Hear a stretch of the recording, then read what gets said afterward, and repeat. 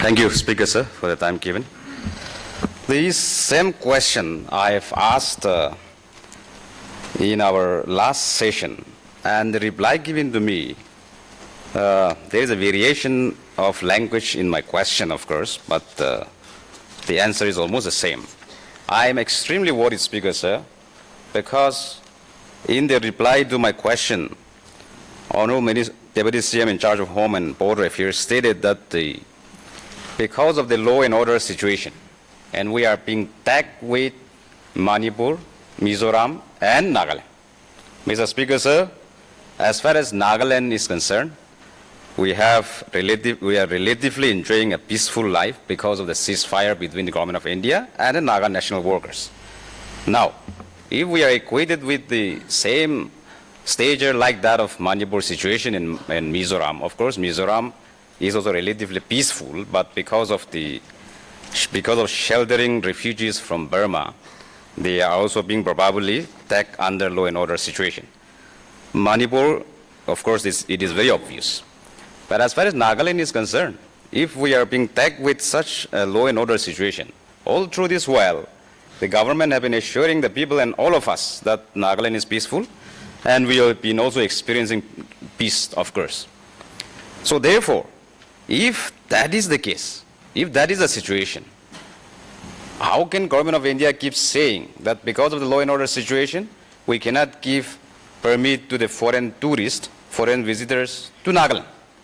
Now, if you see the revenue of our state, every year we are running under deficit. People don't want to open the prohibition subject, which is, even angels fear the truth as far as this topic is concerned. Then, the one and only revenue is the tourist, especially during the Hornbill Festival and some of the tribal festivals throughout the year. Now, if government of India is even prohibiting visitors from outside, this is an ill treatment, Speaker, sir. This house cannot tolerate. We in fact, as per the data given, the women folk in India, Nagaland is the most safest place in India as far as women folk is concerned. Not only women, all of us. So therefore, where is the question that there is a law and order situation, we cannot give permit to a foreign tourist to visit Nagaland? They are actually, literally strangling us from not earning revenue, even from the visit of the tourist. I think this is, to me, it's very unbecoming. As for me, I will not accept. Then, come back to the question that I have asked about the proposed border fencing. In the last assembly, I asked about the relationship between the protected area permit and the border fencing.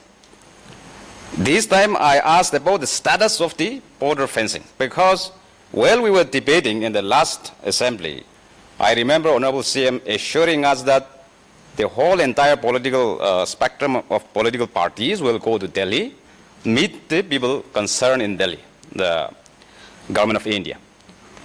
In fact, I wish to ask both the Honorable Deputy CM and Honorable CM, how far an effort has been made to reach out to the government of India, the anxiety, the desire of this house, the sense of this house, because I can understand, because of the opposition-less government, it may not be very necessary to organize all the political parties to go to Delhi and meet the government of India, but since we have a cabinet running the government, I wish to know how serious an attempt have been made in taking up this matter to the government of India, because, Speaker, sir, we have passed a resolution on the 29th February 2024. For the information of the House, I wish to read out this one, because after a very intense debate, as far as my party is concerned, Speaker, sir, Naga People's Front, we have gone to the street, we have gone to the area, the so-called international boundaries. We have had a lot of series of programs in Longwa, at Bangsha, at Avanko. These are the border areas. So we walk the talk, we have done it from the government level. I wish to know how far it has been done. What we have passed a resolution was, I would like to remind this House that on free movement regime along Indo-Myanmar border. Speaker, sir, our people are still suffering a lot. I myself went there and they come there to buy a kg of salt. And the government of India should know that our people are not coming this side to settle. Nobody, Nagas, don't wish to go away from their village. They'll just come, get their requirements, and go back. So there is no threat of other nationalities coming to India, as far as Nagas are concerned. We have passed a resolution, and the resolution goes like this, Speaker, sir.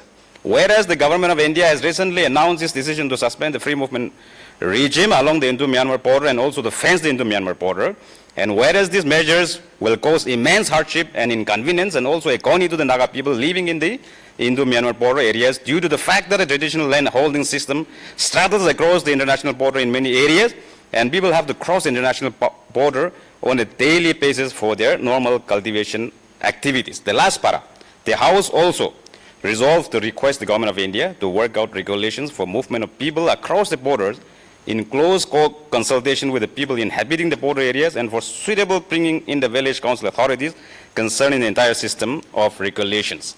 When we went there, the villagers are being harassed by the Assam Rifles, Speaker, sir. They are required to take permit to travel across the border. So we have protested. The one member, honorable member Longon is here in Bangsha. We went and spoke to the Assam Rifle in charge. No, you cannot issue. To cross the traditional boundary, you have no authority to issue permit to our people to go and see the cattle, to go and cultivate. How can we take permit? So we were protesting in the spot itself. I wish to know if our government can has taken any steps on this protected area permit as well as a border area fencing. I'm aware all details may not be shared on the floor of the House, but I think we need some information how it has been tackled so far. Thank you. Speaker, sir, in regard to this PAP, Protection Area Permit, yes, our state is also included as a law because of law and order problem. But when we meet our central leaders, though it is included Manipur, Mizoram, and Nagaland, however, in the context, our state, the situation in the border area may not be comparable to that of Manipur and Mizoram. It is, that was the discussion with our central leaders. So for this, our state government should not worry for this PAP. It is clearly mentioned that though it is included Nagaland for this law and order issue, our state will not be included in this, only Manipur and Mizoram. And in regard to this FMR, our team led by our Honorable Chief Minister, we went and met our central leaders, including our Home Minister Amit Shah ji. What he has shared with us, I think few of our members they knows, which we cannot disclose here. But I assure that ours will not be affected. We will be protected. And in the cabinet also, we have taken decision not to implement this FMR fencing in our state bordering Myanmar. So we cannot share all those what we discussed, led by our Honorable Chief Minister to Delhi. Our state, so far they have not yet started. They have not started fencing also, so we should know by that. Thank you, Speaker.